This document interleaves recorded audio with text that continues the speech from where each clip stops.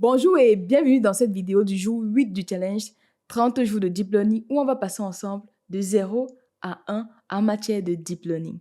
Dans les 7 précédentes vidéos, on a vu ensemble les bases du Deep Learning. On a vu que le Deep Learning, c'était cette sous-catégorie de modèles de Machine Learning qui se base sur ce qu'on appelle les réseaux de neurones. Et il faut savoir que le Deep Learning est à la base de la plupart des grosses révolutions qu'on a eues dans le domaine de l'intelligence artificielle dans les dernières années. Je pense notamment à ChatGPT qui a complètement révolutionné le monde en général. Tout le monde était assez impressionné par l'outil parce que c'est assez génial ce que ChatGPT fait. Moi, je l'utilise au quotidien pour coder, pour pouvoir générer du texte, pour pouvoir débugger mes codes. Donc, si vous ne le faites pas encore, les amis, allez-y, utilisez ChatGPT parce que ça va vous permettre de progresser. Maintenant que c'est dit, dans cette partie du challenge, nous allons commencer à faire ce qu'on appelle de la computer vision. On va développer des modèles qui permettent à partir des images de détecter si l'image, c'est l'image d'un chien ou c'est d'un chat. Tout simplement. Donc ça, c'est un modèle classique lorsque vous faites du deep learning. Ensemble, étape par étape, on va construire ce modèle. Aujourd'hui, c'est la base. On va importer la base de données. On va essayer de travailler rapidement sur ces images-là. Et je vous invite à faire une seule chose pendant ce challenge. Pratiquer, pratiquer, pratiquer et pratiquer. Parce que moi, je suis convaincue que c'est en pratiquant que vous allez réellement progresser. Profitez de ces 30 jours où ensemble on progresse et faites vos projets. Profitez de ces 30 jours pour réellement pratiquer. Prenez votre ordinateur, ouvrez Google Colab, téléchargez des bases de données et réalisez des projets. Parce que moi, je suis convaincue que ces 30 jours vont réellement être bénéfiques pour vous si vous pratiquez. Alors, pratiquez, pratiquez et bien sûr, likez, commentez, partagez parce que c'est comme ça que vous me soutenez aussi et que je peux faire encore plus de challenges pour vous aider en fait à progresser dans votre apprentissage. Maintenant que j'ai dit ça, prenez votre PC les amis et allons sur mon ordinateur ensemble et sur votre ordinateur d'ailleurs. J'aimerais bien que vous ayez votre ordinateur en même temps. Prenez votre ordinateur, on va aller tout de suite sur Google Chrome. Moi, j'utilise Google Chrome. C'est personnel, ça. Donc, on va chercher, en fait, on va aller sur Kaggle. Kaggle, on va mettre Kaggle. Cat and Dogs, c'est la base de données qu'on va utiliser. Donc, vous avez la base de données. Le lien est en description. C'est une base de données qui est utilisée dans des compétitions populaires sur Kaggle. Donc, si vous souhaitez avoir des bases de données, je vous invite à aller sur Kaggle. Il y a des bases, en fait. N'essayez pas de réinventer la roue. Franchement, n'essayez pas de réinventer la roue. À la base, on commence, on débute, on prend les bases qui existent. On ne se complexifie pas la vie, non. Prenons les bases qui existent et comprenons comment ça fonctionne parce que c'est ça le plus important finalement. Donc, vous cliquez sur Data comme moi. Allez-y, cliquez. Vous avez cliqué? OK. Donc, vous allez cliquer sur Data. Et maintenant, on va télécharger la base de données comment? Vous voyez juste ici, vous avez Download All. Donc, je vais cliquer sur Download. Faites en même temps que moi. La base de données, elle est assez lourde. Et une fois que la base de données sera téléchargée de votre côté, ce que vous allez faire, c'est que vous allez dézipper cette base de données, regarder à peu près les images qui se trouvent dans la base de données et commencer le travail. Et un point important, c'est que lorsqu'on veut faire du deep learning, il y a toujours une partie de pré-processing. Donc, on va voir ensemble comment est-ce qu'on réalise le pré-traitement de ces images. Pour ceux qui ne le savent pas, pré-processing, c'est pré-traitement des images. Donc, j'ai bien meublé, ma base a été téléchargée. C'est dans mes téléchargements, je vous mets téléchargement pour que vous voyez en même temps que moi. Donc, je clique ici, tac, j'ai ouvert. J'agrandis un peu pour que vous voyez. Je dézippe en fait pour vous montrer l'ensemble des dossiers. Donc, ça ressemble à ça, la base de données. Il y a la base train qui va contenir en fait les images qu'on va utiliser dans notre base d'entraînement. OK? Il y a la base test ici que je dézippe aussi, qui contient les images de la base de test. Donc, si je double-clique, vous allez voir, on a 4. Quand c'est chat, vous voyez, ça commence le nom par chat. Voilà, vous voyez, ça, on a un chat qui est tout mignon. Et je reviens là. Est-ce qu'on a des chiens ici? Cat. Cat and dog. En tout cas, c'est la base de données cat and dog. Ça, c'est encore un chat. Donc, vous avez à la fois des chats et des chiens. Est-ce que j'arrive à trouver un chien pour vous? Voilà, on a dog ici. Oui. Donc, vous voyez, au niveau du nom de l'image, on a 4. Ensuite, on a le nom, point. On a le numéro de l'image. Et pour le chien, c'est pareil, dog. Et on a le numéro. Donc, nous, on va utiliser toutes ces images-là. Déjà, extraire les labels. C'est quoi 4, c'est quoi dog? Étiqueter. Une fois que vous avez téléchargé le dossier comme moi, la prochaine étape, qu'est-ce qu'on va faire? Dans la prochaine étape, on va revenir en fait sur Google. On va travailler avec Google Colab. Je vais vous montrer comment est-ce que vous pouvez quitter justement de cette base de données qui est sur votre ordinateur local et mettre la base de données sur le Drive. Donc, ce que vous faites, vous allez venir sur le Drive. Moi, j'ai mon Drive ici. Tac, on va aller là. J'ai déjà mis mes fichiers. Vous avez ici le coin stat, post-montage, vidéo montage, 30 jours de deep learning. Là, je vais renommer, je vais mettre le jour 8. Tac, je vais renommer en même temps avec vous. Voilà. Je vais mettre le jour 8. Donc, vous avez ici mes images que j'ai déjà mis. Donc, de votre côté, créez un espace sur votre Drive et vous stockez tous ces documents-là parce que on travaille avec Google Drive. Donc, j'ai mis ça, vous voyez, j'ai mon dossier trend, j'ai mon dossier test, j'ai toutes les images sur mon Drive. OK?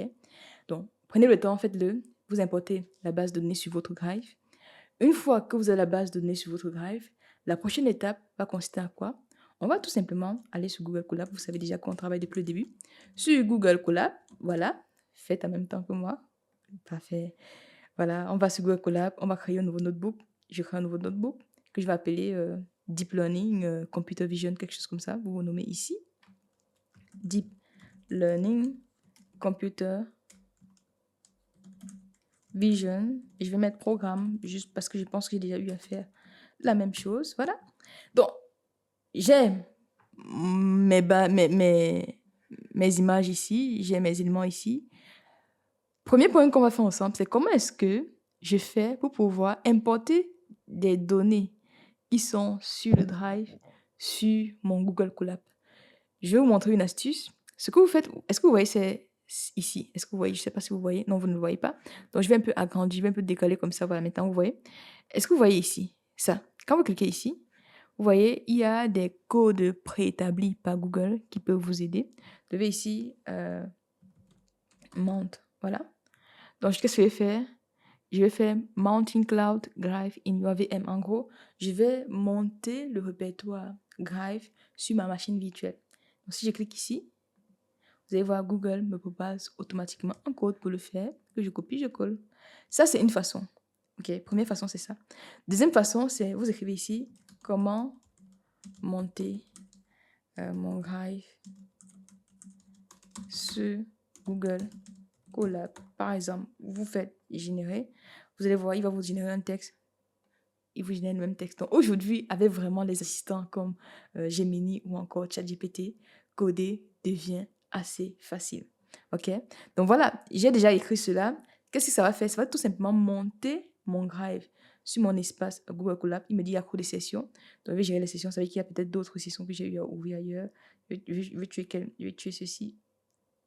Tac. Je vais tuer ceci. Et voilà. Donc si je tue ceci, est-ce que si je fais ça, ça marche? Ça prend un peu de temps pour charger, mais de votre côté, normalement, ce sera un peu plus rapide. Donc là, ça charge. Encore, se reconnecter, je me reconnecte. Voilà, je me reconnecte. Allons-y, super. Super, vous voyez tous les aléas du direct avec moi en même temps. Donc, profitez-en et pratiquez. Donc, normalement, ça tourne. Et une fois que ça va tourner, vous aurez accès justement à tous les répertoires Google Drive sur votre Google Colab. Et avec un chemin d'accès, vous aurez la possibilité de pouvoir importer les fichiers. En fait, je vous montre comment ça marche juste ici. Donc, on a chargé en fait notre répertoire Google Drive. Et maintenant, je vais définir les chemins pour la base de crâne et pour la base de tête. De mon côté, voici comment je les définis. OK? Donc, Google Drive, je mets ici, faites en même temps que moi. Donc, ce que vous faites, vous voyez ici, Content Drive, c'est ce qu'on avait, c'est de base. Et dans Content Drive, il y a le dossier My Drive. Et c'est dans My Drive que j'ai 30 Days of Deep Learning. J'ai changé tout à l'heure avec vous. Donc, ici, je vais mettre jour 8. Ici aussi, je vais mettre jour 8. Vous avez tout ce qu'il faut. Voilà. Et Docs versus Cat, j'ai Crane et j'ai la base de test. Vous voyez, ça, ce sont les chemins d'accès. Donc, vous pouvez juste modifier cette partie pour avoir exactement le même résultat que moi. Donc, modifiez cette partie pour avoir le même résultat que moi. Vous faites ça, vous modifiez cette partie et vous avez le même résultat que moi. Une fois qu'on a ces chemins, prochaine étape, c'est qu'on va déjà parcourir l'ensemble des fichiers qui se trouvent là. On veut par exemple afficher une image. Dans le test, il n'y a rien. On va plutôt aller dans Crane où il y a toutes les images. On va parcourir l'ensemble des images qui sont là et on va essayer de les importer dans notre répertoire. Pour le faire, j'ai déjà préparé les codes pour vous. Tac, je vais copier ce code et que je vais coller ici. Je peux demander à ChatGPT de le faire. ChatGPT, ça c'est Gemini en fait, le moteur de Google. Ça c'est TensorFlow, c'est un package qui est utilisé pour le deep learning. Matplotlib, package pour les images. OS, c'est pour les fichiers, la gestion des fichiers en général. Donc, premier élément, comme j'ai importé OS ici, ce que je vais faire, je rajoute un autre code. Je vous inspire. Panda, en fait, pourquoi Panda? Parce que qu'est-ce que je vais faire? Je vais créer un data frame où j'aurai le nom du fichier, c'est-à-dire ici, par exemple, j'aurai doc 10 036 et à côté, j'aurai le label. Est-ce que c'est un chien ou c'est un chat, par exemple? C'est ce que je vais faire tout de suite avec vous. Donc, pour ça, je récupère l'ensemble des fichiers, les noms des fichiers qui sont disponibles dans mon répertoire train, en fait. Donc, c'est ça ici, os.list permet d'avoir l'ensemble des fichiers qui sont disponibles dans le répertoire. En gros, je vais prendre tous les noms qui sont disponibles ici. J'exécute ça. De votre côté, dites-moi si vous avez le même nom que moi. Et là, qu'est-ce qu'il me dit comme erreur? Tac, tac, tac. Je vais exécuter ça. OK. Ouais. J'ai fait. Ah, ici, il y a un souci sur le code que ChatGPT m'a donné. Gemini, pardon. C'est ça plutôt qu'on va monter. C'est content/drive. Reprenez, c'est plutôt content/drive qu'on va monter. Attention, c'est plutôt content/drive. J'ai plutôt copié ceci, mais c'est plutôt ça qu'on doit monter. Content/drive. Et avec ça, normalement, ça sera mieux. Voilà. Et voilà. Normalement, c'est mieux maintenant. C'est donc, attention, content/drive. Les erreurs, c'est normal en programmation. Je profite pour vous dire, c'est normal. Quand vous avez des erreurs comme ça, n'ayez pas peur. Trouvez des solutions, progressez. C'est comme ça que vous allez avancer. L'erreur fait partie de l'apprentissage. Je fais la vidéo avec vous. Il y a des bugs, je corrige. C'est ça le mindset qu'on a lorsqu'on est data scientist, data analyst, data engineer. À chaque fois qu'il y a des erreurs, on corrige. Donc, c'est même bien que j'ai ces erreurs-là. Comme ça, vous voyez que dans la pratique, ça peut arriver. Et n'ayez surtout pas peur. Et ça, c'est un message que je passe à tous mes étudiants et mes étudiantes. C'est que lorsque vous voyez des erreurs, bravo, vous venez de détecter une zone de progrès. Donc, quand vous faites des projets, il y a des erreurs, félicitez-vous parce que vous êtes en train d'avancer petit à petit, petit à petit, petit à petit. Et c'est comme ça que vous arrivez à progresser. Donc, j'ai bien meublé mon temps. Là, j'ai mon fichier, les noms des fichiers. Vous avez, en gros, là, je récupère l'ensemble des noms de fichiers 4 9000. OK, ça, c'est la première étape. Une fois que j'ai ces noms de fichiers, je vais donc utiliser un programme que je vous ai expliqué tout à l'heure qui va, en fait, récupérer les 3 premiers caractères qui se trouvent juste ici. Par exemple, 4, il me dit que c'est chat. Et dog, il me dit que c'est chien. C'est ce que je vais faire juste ici. Donc, je rajoute ici un nouveau code. Allez-y, je vous explique. Catégorie, en fait, c'est tout simplement la liste dans laquelle je vais stocker l'ensemble des catégories de mes fichiers. Chat, chien. Donc, for file et nom de fichier. Donc, je parcours l'ensemble des noms de fichiers que j'ai définis juste ici. OK? For file et nom de fichier. Je prends je prends un split à partir du point, tout ce qui vient à partir du premier point, je récupère en fait. C'est ça ici la catégorie. Tout ce qui vient après, avant le point, ici c'est le premier split. C'est pour ça qu'ici c'est 0, le premier split. Donc je prends le 4. Si c'est égal à 4, alors c'est 1. Donc en gros, pardon, si c'est égal à doc, égal à doc, ça prend la valeur 1. Donc je rajoute 1. Si c'est un chat, ça prend la valeur 0. Donc si c'est un chien, c'est 1. Si c'est chat, c'est 0. C'est ce qu'on fait ici. J'exécute. Pour vous convaincre, je vous montre à quoi ressemble catégorie. Vous voyez, catégorie. Catégorie comme il est créé. Oui, on a des 0, on a des 1. 0 si c'est chat et 1 si c'est chien. Prochaine étape, c'est de créer un data frame avec le nom du fichier et l'ensemble des catégories. Faites-le en même temps que moi. Voilà, pratiquez, pratiquez, pratiquez, parce que c'est comme ça qu'on arrive à progresser. Vous connaissez déjà l'histoire sur le coin stat. On progresse. Le coin stat, c'est la chaîne où on apprend, la chaîne où on comprend la théorie, la chaîne où on passe à l'action, la chaîne où on comprend ce qui se cache derrière tous les modèles d'IA et de data science en général. Maintenant, qu'est-ce que je fais? Je vous explique ce que je fais ici. pd.dataframe, je crée un data frame. Vous voyez les data frames comme des fichiers Excel, colonne et ligne. Colonne et ligne, ouais, c'est ça. Donc, file name, c'est le nom de fichier. Catégorie, ce sont les catégories. OK, j'exécute. Vous voyez, j'ai le nom du fichier ici. C'est ça, et la catégorie. Donc, quand c'est 4, c'est 0. C'est le nom du fichier. Première question que j'ai pour vous. Combien de chiens et de chats a-t-on dans la base de données? Prenez le temps de réflexion. Combien de chiens et de chats a-t-on dans la base de données à partir de ce qu'on a ici? Prenez le temps de la réflexion, vous pouvez mettre une pause, refaire le code qui permet de le faire et me donner la réponse en commentaire. Je vous donne la réponse tout de suite. Pour le faire, je copie ce code qui est là. Voilà. Je rajoute ça ici. Combien de chiens déjà? Value.count, ouais, df, je récupère la colonne catégorie. Value.count, je renomme en fait chat et chien. Voilà. En général, c'est fait compte des catégories ici, comme ça. Vous voyez que on a 5184 chiens dans ma base et 5117 chats. Est-ce que vous avez le même chiffre de votre côté? Donc voilà, dites-moi en commentaire quand on progresse. Je peux vous montrer sur la part graphique parce qu'on aime les data, on aime l'analytique, on aime la visualisation, n'est-ce pas? Donc, on va mettre ici un graphique qui va permettre de représenter cela. Je vous explique le graphique. Là sont mes couleurs que j'ai choisies, le bleu et le vert par exemple. Je vais faire un bar plot, le nom de la catégorie, le nombre de catégories que j'ai compté juste ici et la couleur que j'ai choisie ici.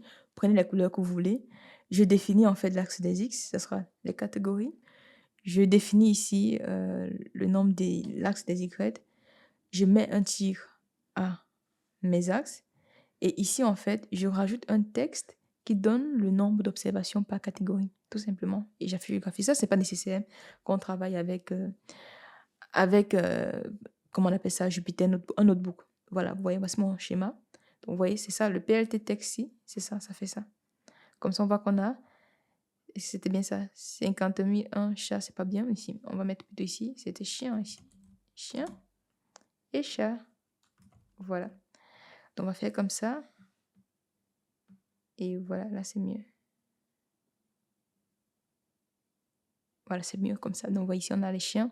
51 000, parce que c'était 1. On a bien, les chiens, c'était bien 1. On vérifie ça tout de suite, les amis. Allons-y. On va vérifier. Chien, c'est bien 1. Exactement, c'est ça. Et chat, c'est 0. Une fois qu'on a fait ça, vous voyez, on a le nombre de chiens et de chats qu'on a. Ça, c'est en général équilibré. On dit souvent qu'en machine learning, lorsqu'on veut mettre en place un modèle, on doit se rassurer que chaque catégorie est bien représentée. Et dans notre base, on a approximativement, franchement, c'est approximativement autant de chiens que de chats. C'est ce que je constate ici. Maintenant, vous pouvez également afficher une image de façon aléatoire. Si vous, par exemple, vous voulez afficher cette image-là sur Jupyter Notebook, je vais vous montrer comment ça marche. Donc, on va utiliser TensorFlow pour ça. Je vais ajouter un nouveau code. Voilà. Donc, on va importer le package image, le module image de TensorFlow. On va importer random qui nous permet en fait de générer des images de façon aléatoire. Donc, random.choice, qu'est-ce que je fais? Nom de fichier, on avait l'ensemble des fichiers. Je choisis un fichier de façon aléatoire. Et là, je récupère le chemin d'accès vers ce fichier-là. Donc, ici, je ne suis pas en train de dire c'est le chemin d'accès vers mes données d'entraînement. Et image aléatoire, c'est le nom, en fait. Donc, je fusionne les deux pour avoir un chemin d'accès. Je peux vous montrer, en fait, à quoi ça ressemble, que vous voyez mieux. Tac. Je mets ça là et là. Voilà. Donc, j'ai mon chemin d'accès qui a été sélectionné aléatoirement. Vous voyez, voici le chemin d'accès. Et maintenant, pour afficher l'image, image.loud et mg, je mets le chemin d'accès qui est là. Et je précise un peu sur quelle dimension je vais afficher mes images. Ici, il y a 128 x 128. plt.imshow, j'affiche l'image et je préserve si c'est chien ou c'est chat. OK? Et j'exécute. Vous aurez l'image qui va s'afficher par magie. Je peux encore exécuter pour afficher une autre image de façon aléatoire. Pour ça, il faut que je génère encore une autre image ici. Donc, si j'exécute ça autant de fois que je souhaite, je vois des images de façon différente. Donc là, j'ai mon image, un autre chien encore. Je vois qu'il y a beaucoup de chiens dans la base. Vous pouvez également décider d'afficher plusieurs images en même temps, par exemple. OK? Donc ici, je vous donne également le code qui permet de le faire. Donc, amusez-vous de votre côté à importer la base de données, afficher les images. Voilà, donc pour afficher plusieurs images, je prends ici sample, je prends 10, donc je récupère 10 chemins d'accès. Je définis mes figures pour pouvoir stocker 10 images. Ici, je récupère l'ensemble des fichiers, je récupère la catégorie, voilà. Et là, je récupère le chemin d'accès. Ici, c'est la dimension de l'image, c'est exactement le même code qu'on avait ici. Je définis des subplots, j'affiche l'image, j'ajoute un titre, etc. Et avec ça, vous avez l'image affichée. Donc voilà ce que j'avais à partager avec vous dans cette vidéo, vous montrer comment est-ce que vous pouvez justement importer vos bases de données sur Google Colab en les stockant déjà sur le Drive. Ensuite, importer des images, les afficher sur Python. Dans les prochaines vidéos, on va commencer à aborder ensemble tout ce qui va être pré-traitement des images. Comment est-ce qu'on quitte justement de l'image que vous avez vue à des données qui sont exploitables par les modèles de deep learning. C'est exactement ça l'objet de la prochaine vidéo. En attendant, allez suivre les 7 précédentes vidéos. Mettez-moi un gros pouce bleu pour pouvoir soutenir ce challenge parce que c'est comme ça en fait que vous me soutenez. C'est comme ça en fait que la chaîne peut grandir. Je compte sur vous. Likez, commentez, partagez. Faites tout ce que vous voulez. Et nous, on se donne rendez-vous dans la prochaine vidéo pour la suite de ce challenge. Let's go!